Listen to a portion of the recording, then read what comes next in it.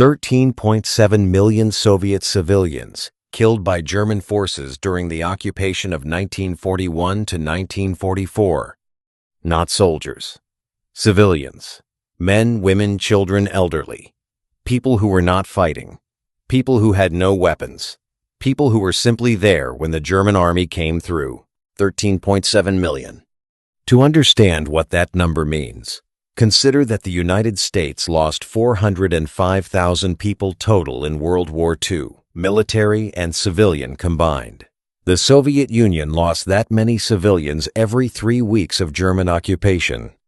This documentary will attempt to explain how that happened, not with a single answer. Because there is no single answer. There was a plan. There were orders. There were men who carried out the orders.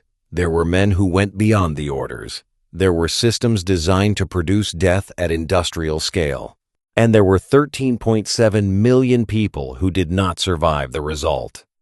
The decision to treat Soviet civilians as a resource to be consumed was not made after the invasion began. It was made before the first German soldier crossed the border. On the 30th of March, 1941, 83 days before Operation Barbarossa began, Adolf Hitler addressed 250 senior German commanders in the Reich Chancellery. The speech lasted 2.5 hours. Hitler told his generals that the coming war against the Soviet Union was not a conventional military conflict. It was, in his exact words, a war of extermination, a Vernichtungskrieg. The laws of war that governed conflict in Western Europe, the Geneva Convention, the Hague Regulations, would not apply in the East.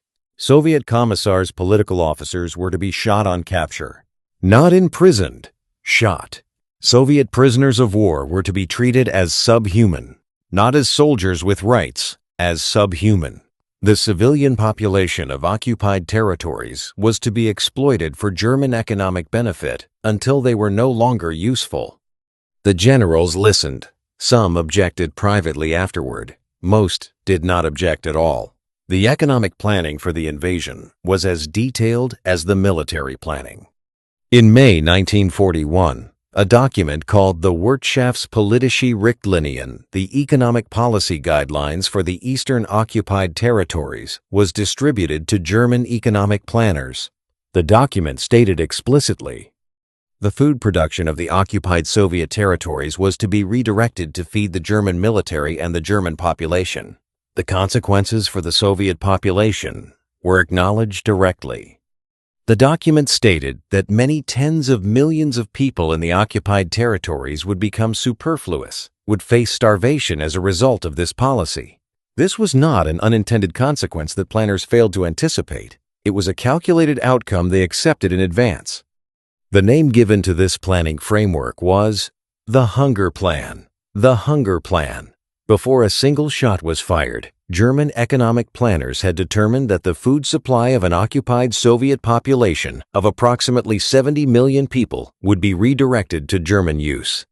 They calculated the deaths. They accepted the deaths. They planned around the deaths. Generalplan Ost.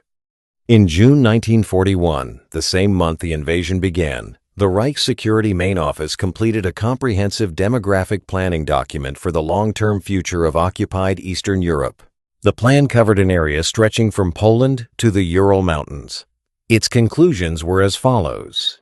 Within 20 years of German victory, 31 to 45 million Slavic people were to be eliminated from the occupied territories through a combination of starvation, forced deportation to Siberia, reduction of birth rates through forced sterilization, direct killing of those classified as racially or politically undesirable. The remaining population, estimated at 14 million, would be retained as a slave labor force for German agricultural and industrial exploitation. Generalplan Ost was not implemented fully because Germany did not win the war.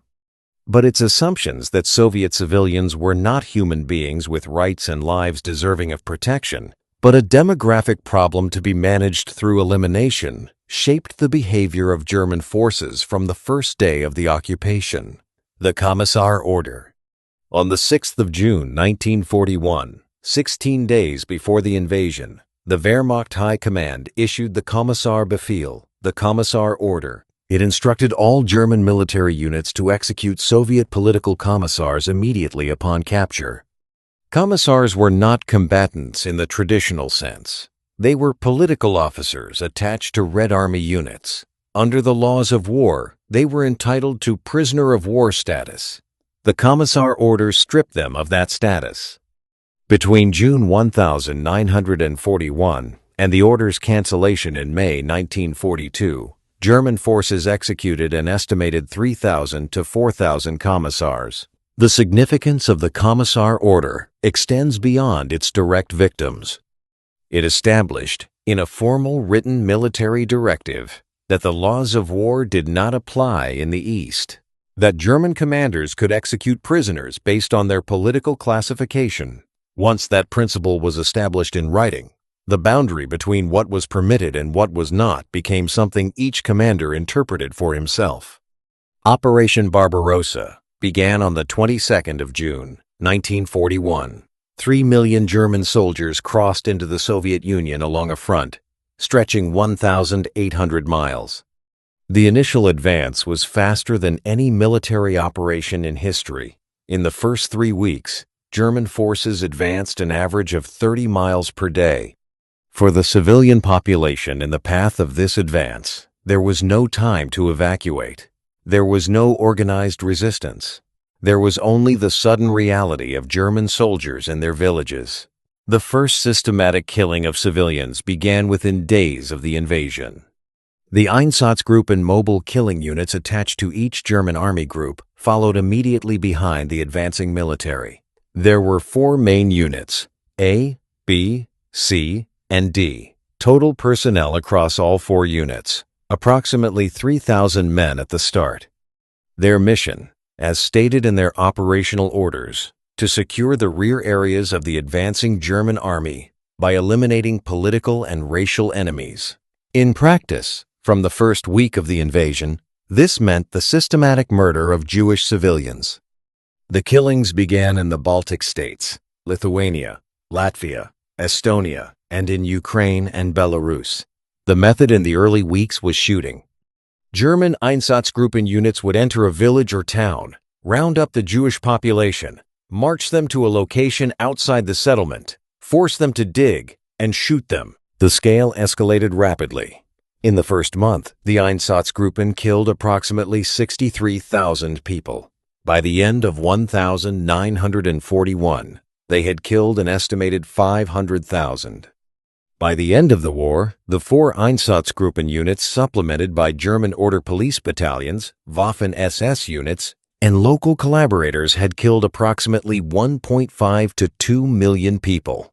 Babi Yar, September 29-30, 1941. Outside Kiev, in a ravine called Babi Yar, Einsatzgruppe C and German Order police units assembled the Jewish population of Kiev over 2 days.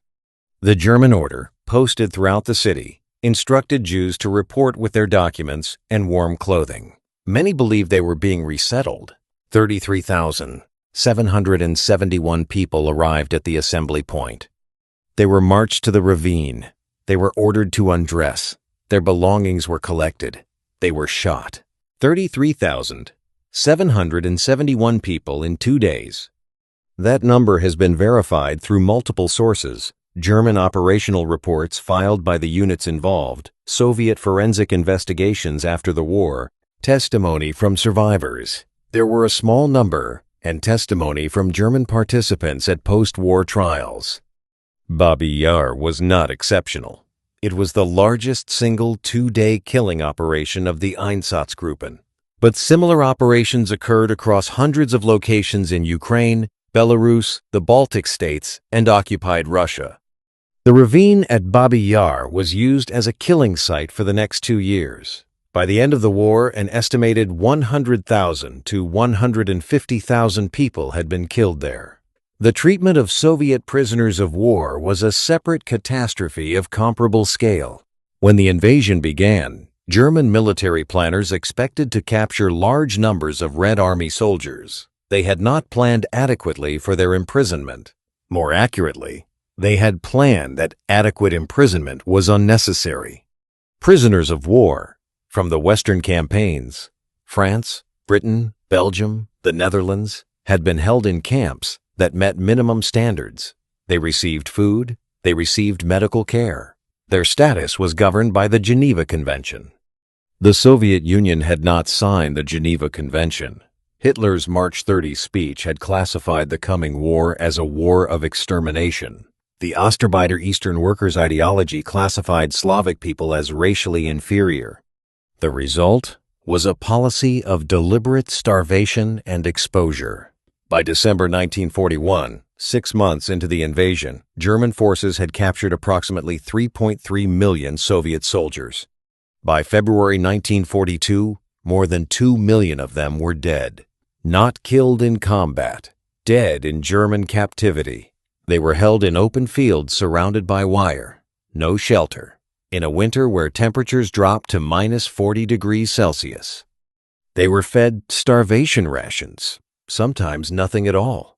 They drank from puddles, they ate grass, bark, and in documented cases, each other.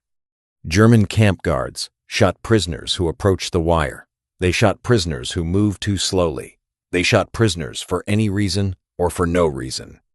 The total death toll among Soviet prisoners of war in German captivity was approximately 3.3 million, 57% of all Soviet soldiers captured. By comparison, the death rate among Western Allied prisoners in German captivity was approximately 3.5%.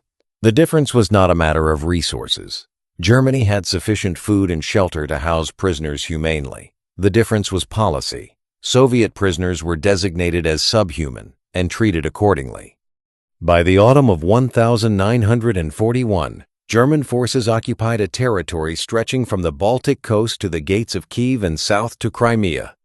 This territory, containing approximately 70 million people, was divided into administrative zones under German civilian or military administration. The administrative structure was designed around a single principle: maximum extraction of resources for German use. Food. The Hunger Plan, conceived before the invasion, was implemented immediately. Soviet agricultural production, grain, livestock, vegetables, was requisitioned systematically by German forces. German administrative orders in occupied territories set civilian food rations at levels that were calculated to produce gradual starvation. In Kiev, in the winter of 1941-42, the official German food ration for Ukrainian civilians was 1,500 calories per day for workers. For non-working adults, 900 calories. For Jews, officially 0. 1,500 calories is below the minimum required for moderate physical activity. 900 calories is below the minimum required for basic survival over time.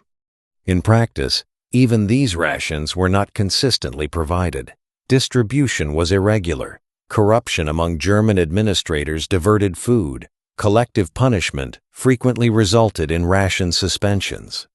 The civilian population survived through illegal markets, through hiding food from German requisition teams, through foraging, through family networks. Many did not survive. In Leningrad, besieged but not occupied, the German siege deliberately cut off food supply. Between 800,000 and 1 million civilians died of starvation during the 872-day siege. In occupied territories, the death toll from starvation and malnutrition-related disease across the full period of occupation is estimated at several million. Labor. German occupation authorities required civilian labor for military construction, agricultural work, and industrial production. Initially, this labor was nominally paid and nominally voluntary. By 1942, as German labor needs increased and the Wehrmacht's military situation deteriorated, the system became coercive. Arbeitseinsatz labor deployment became a standard tool of German occupation administration. Men and women between the ages of 14 and 60 were required to register for labor service. Failure to register resulted in arrest. Registered civilians were assigned to work details for German military or civilian projects. In many areas, German forces conducted organized roundups of civilians from villages, loaded onto trains or trucks, and transported to labor sites without notification to families. The Ostarbeiter program, Eastern Worker Program, deported approximately 2.8 million Soviet civilians to Germany as forced labor. These workers were classified separately from Western European workers. They were required to wear identifying badges. They were housed in separate, inferior conditions. They received less food. They had fewer legal protections. An estimated 1 million of the 2.8 million deported did not survive the war. Collective punishment. German military doctrine for dealing with resistance was codified in orders issued by the Wehrmacht High Command. The standard ratio, as specified in German operational orders issued in September 1941, was: for every German soldier killed by partisans or civilian resistance, 50 to 100 civilians were to be executed as reprisal. This ratio was not a maximum, it was a minimum. Individual commanders were authorized to exceed it. The application of collective punishment was systematic and well documented. When a German soldier was killed in an occupied village, the village population would be assembled. A number of civilians determined by the local commander would be selected. They were shot. The village might be burned. The surviving population might be expelled. The selection of victims was not based on any evidence of involvement in the original attack. Selection criteria varied by commander. Some selected men of military age. Some selected random groups. Some selected village leaders. Some selected anyone within reach. The purpose was not justice. The purpose was terror. German doctrine explicitly stated this: collective punishment was intended to deter resistance by making the cost of resistance fall on the entire population. In practice, it frequently had the opposite effect. Civilians who watched family members shot for an act they did not commit had reduced incentive to cooperate with German authorities and increased incentive to support partisan resistance. German commanders observed this pattern. They increased the reprisal ratios in response, which increased resistance, which increased reprisals. The cycle continued for 3 years. Belarus experienced the highest proportional civilian death toll of any territory in World War II. The pre-war population of Belarus was approximately 9.2 million. By 1944, when Soviet forces reoccupied the territory, the population had fallen to approximately 6.3 million. Approximately 2.9 million Belarusian civilians were dead. This represented 25% of the pre-war population. 1 in 4 people. The causes were multiple. Direct killing by Einsatzgruppen and German military units. Mass murder of the Jewish population, approximately 800,000 dead. Starvation and disease resulting from food requisition. Deaths in forced labor. Deaths resulting from anti-partisan operations.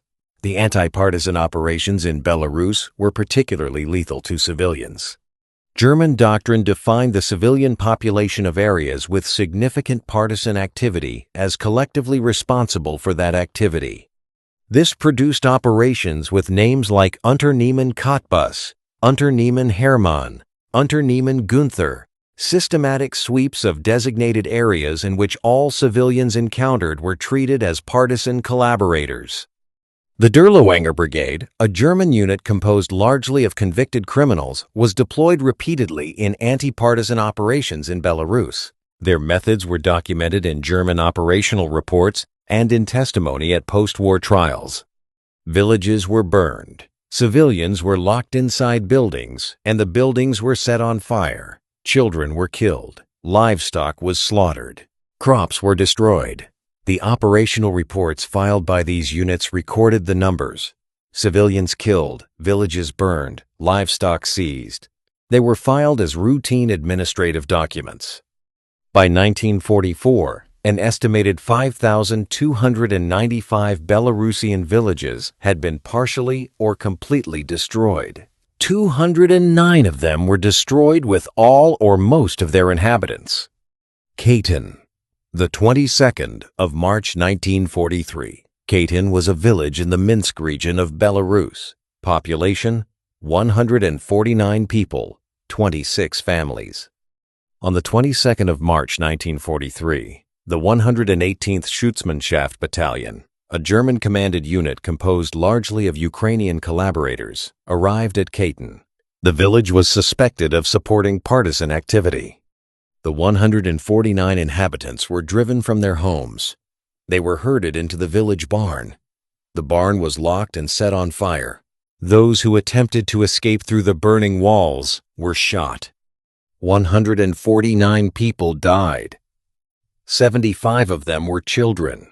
3 children survived by hiding under the bodies of adults.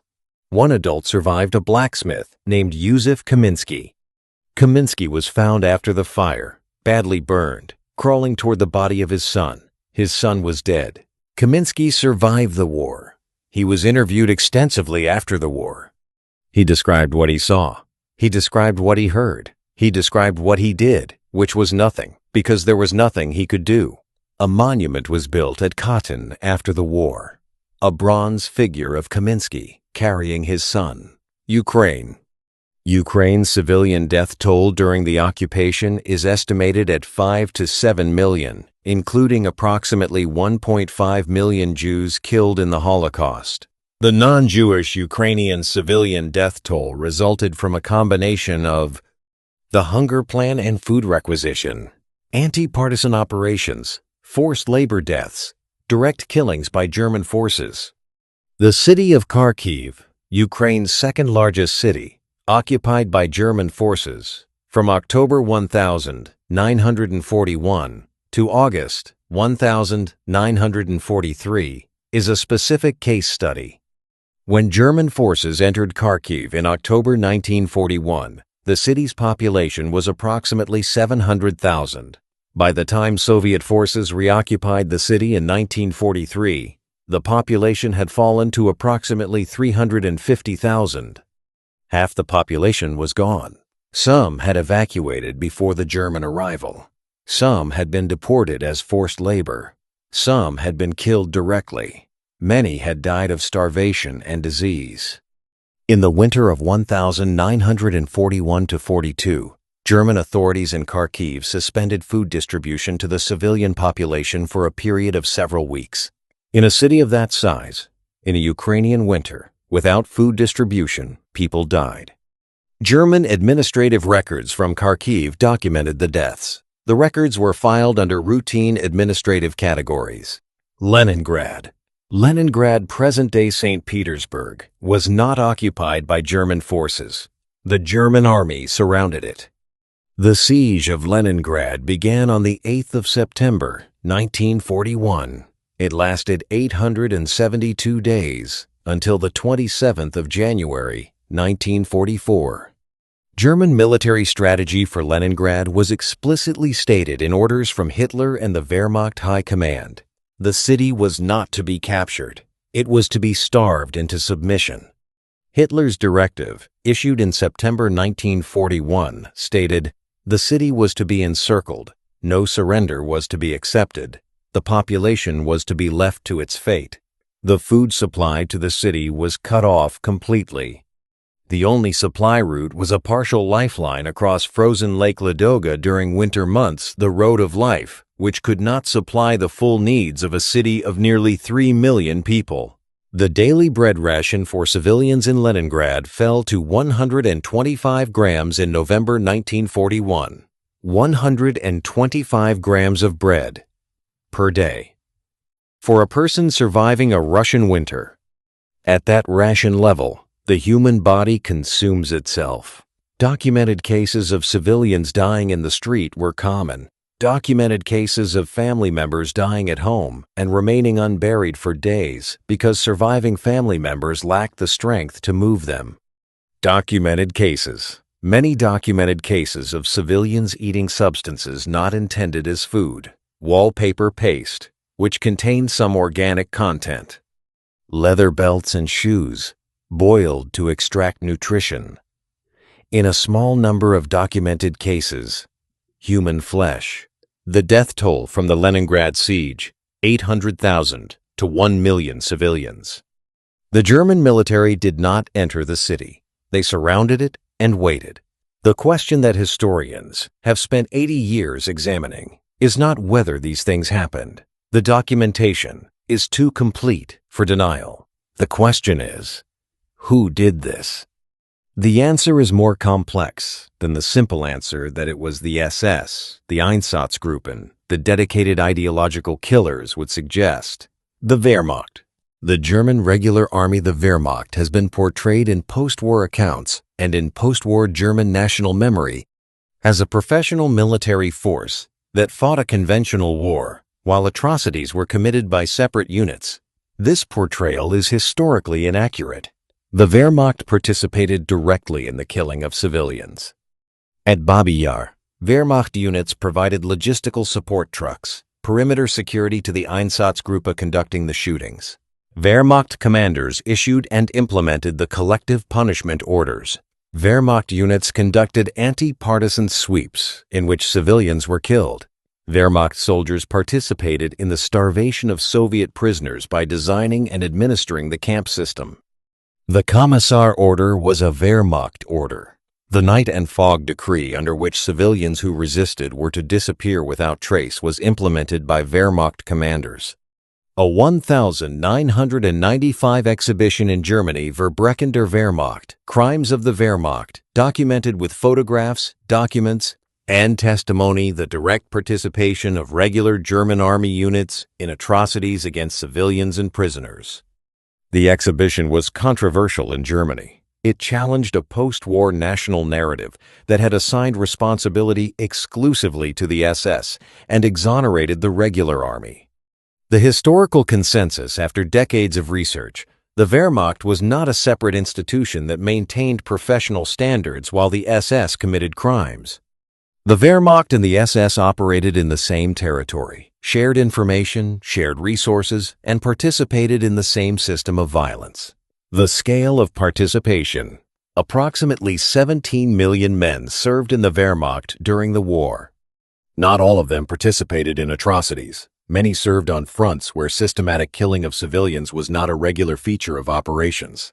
But the scale of what happened in the occupied Soviet Union, 13.7 million civilian deaths, required participation by large numbers of people.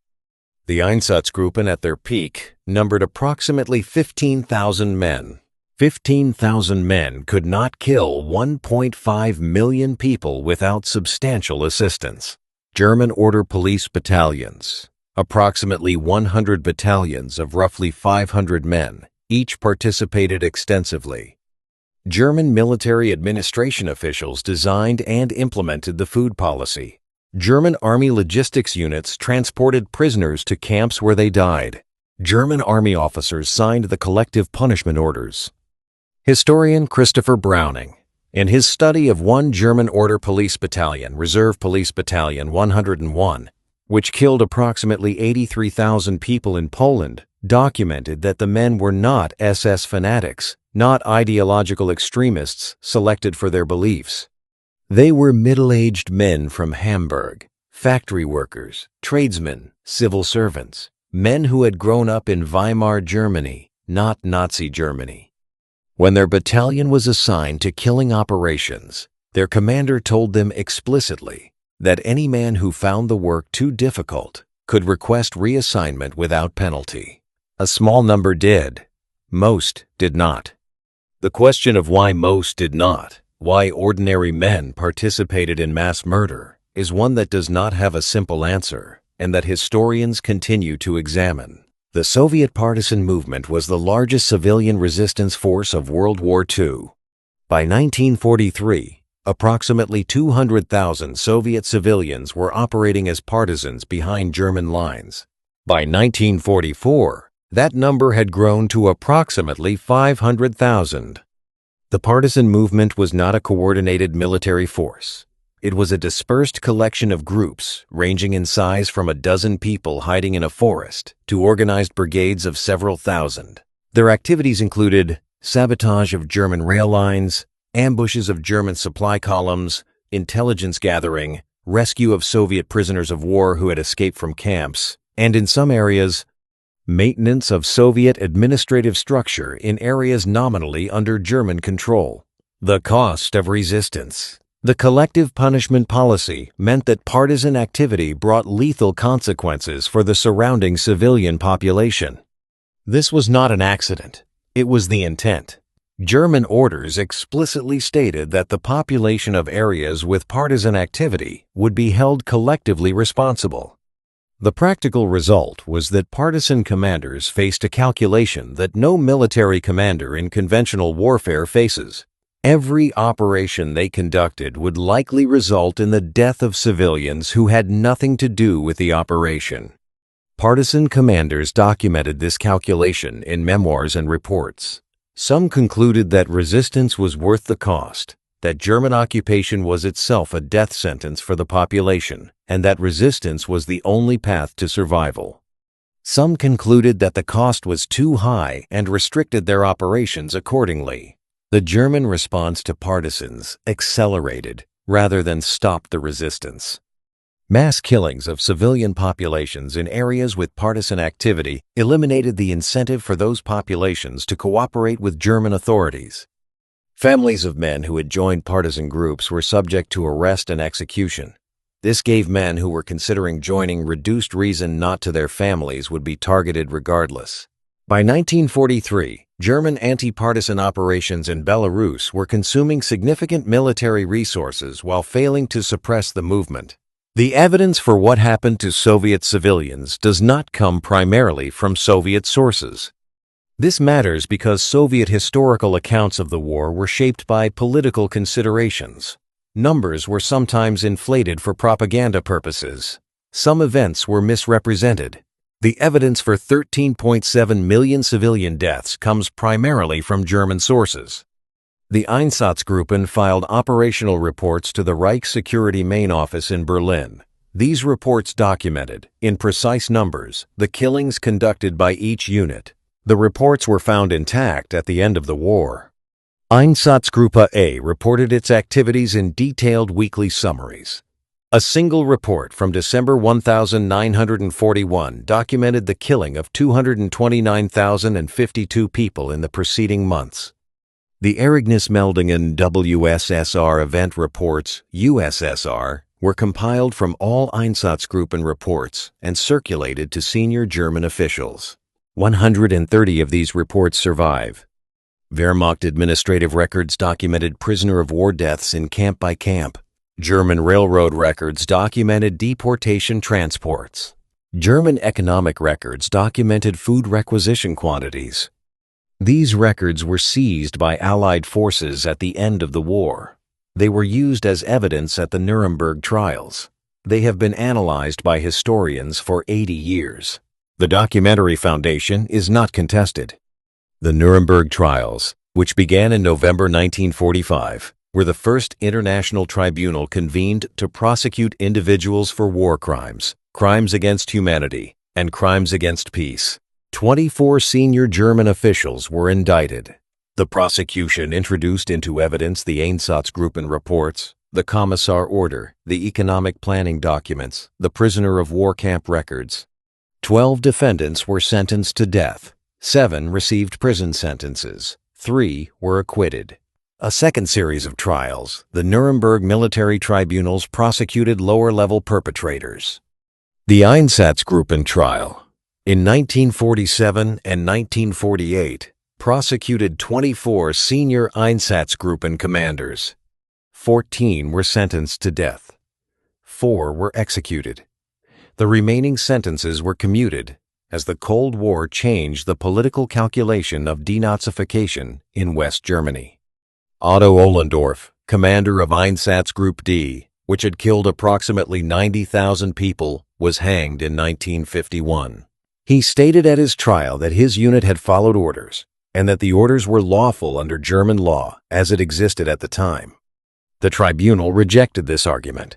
The principle established at Nuremberg that following orders does not constitute a legal defense for crimes against humanity became the foundation of modern international humanitarian law. What the number means: 13.7 million. The Russian Academy of Sciences arrived at this figure in 1995 through a combination of demographic analysis, comparing pre-war and post-war population censuses, and historical documentation.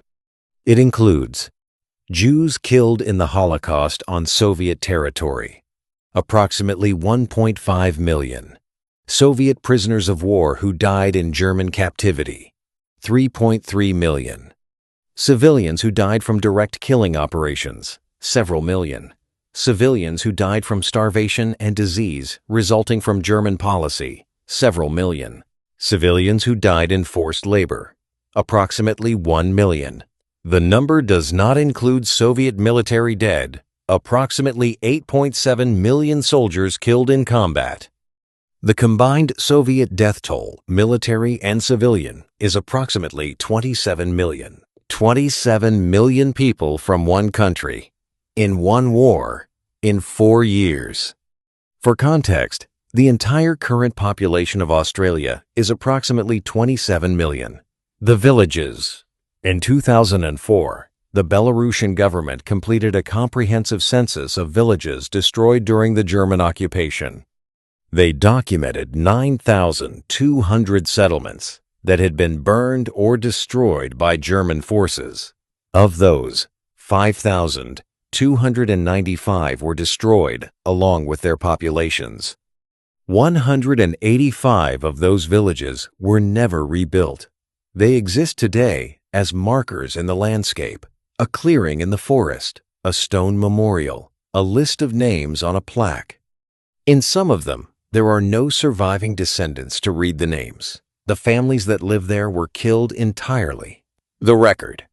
What happened to Soviet civilians during the German occupation of 1941 to 1944 is documented in more detail than almost any comparable event in history. The German administration produced meticulous records. The perpetrators wrote reports. The system generated paperwork. Those documents survive. They are in archives in Germany, Russia, Belarus, Ukraine, and the United States. They have been read, translated, and analyzed. The events they describe are known. What is less certain, what historians continue to examine, is how to understand the decision-making that produced those events. The decisions were made by individuals. Some were made at the highest levels of the German state. Some were made by field commanders interpreting orders. Some were made by individual soldiers in individual moments. Each decision had a cost. The cost was paid by 13.7 million people who had no part in making it. If you are still watching, this is the kind of history that does not fit into a single video. What we have covered today is a framework, the plan, the system, the scale, the specific places where it happened, the people who carried it out, the people who resisted, the records that survived. In the videos that follow, we will go deeper into specific events, specific locations, specific decisions, because each decision had a cost, and the cost deserves to be understood in as much detail as we can give it. Subscribe, turn on notifications. This history matters. The people it happened to deserve to be more than a number.